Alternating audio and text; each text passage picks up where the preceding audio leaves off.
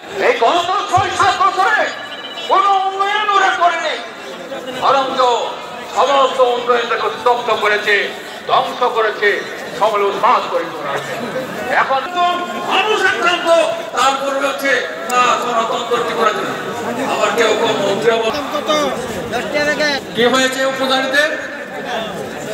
উপজাতি এলাকা উন্নয়ন প্রায় স্তব্ধ, রাস্তাঘাট ভেঙে গেছে। শুধু উপজাতির কথা আমি বলছি কারণে হচ্ছে পাহাড়ে আজকে 2 সপ্তাহ পেরিয়ে গেল, তার জানাবার সুযোগ হয়নি। অবস্থা আমরা এই জায়গাটা চেয়েছি মাত্র গতকাল সকালবেলা, গতকাল এখান থেকে প্রায় 20-22 ঘন্টা আগে মাত্র এই জনসভার জন্য আমাদের অনুমতি হয়েছে। এর অনুমতি না দিলেও আমরা করতাম। কেন সরকারের ভয়? আমাদের এই জনসভাতে তো ডক্টর মানিক সাহার সরকার, বিজেপি আইপিএফটি জোট সরকার পদত্যাগ করতে হবে এই স্লোগান তো আমরা দিইনি। এখানে সামনে কোন নির্বাচন নেই, 24 ঘন্টা অন্যান্য ত্রিপুরাজ্য ভেসে থাকে। কেন ভয় সিপিআইএম কে? ত্রিপুরাজ্যে তো স্কুলের প্রাঙ্গণ, যে প্রাঙ্গণে 2023 সালের 12ই জানুয়ারি খোলা দিন, বৃহস্পতিবার, আজকের যিনি এই ত্রিপুরাজ্যের মাননীয় মুখ্যমন্ত্রী ডক্টর মানিক সাহা, সম্ভবত তিনি তখন শুধু মুখ্যমন্ত্রী না, দলেরও সভাপতি ছিলেন।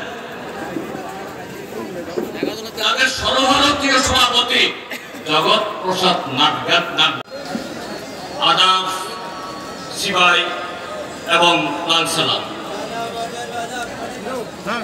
বন্ধুরা, আমাদের কর্মসূচি ছিল আমাদের পার্টির 3 বছর। আর আপনারা যারা আজকে বহু দূর দূরান্ত থেকে দুঃশাসনের ঘাড় ভেঙে এই আগরতলা শহরের সমাবেশে হাজির হয়েছে, পরিণত হয়। আজকের দিন থেকে এই দেশের শত্রু, আমাদের রাজ্যের 40 লক্ষ মানুষের শত্রু ভারতীয় জনতা পার্টি এবং তাদের সব ত্রিপুরা মথা এবং আইপিএফটি দিন গোনা শুরু করো তোমাদের জননী কাছে। বন্ধুরা, শহরের দোকানি, পথচারী, আপনারা যারা দূর দূরান্ত থেকে এসে একটু আরামে বসে বক্তৃতা শুনবেন, সে উদ্দেশ্যে যারা এসছেন, আপনাদেরকে এইভাবে কষ্ট দেওয়ার উদ্দেশ্য আমাদের ছিল না। সমস্ত কালে তাদের এই বড় কর্মসূচি সেখানেই করে থাকে, যে কোনো সরকারের সময়। আমরা সমস্ত নিয়ম মেনে সেই মাঠ চেয়েছিলাম। আমরা যখন মাঠ চাই, সেদিন স্পষ্টভাবে আমাদের জানানো হয়েছিল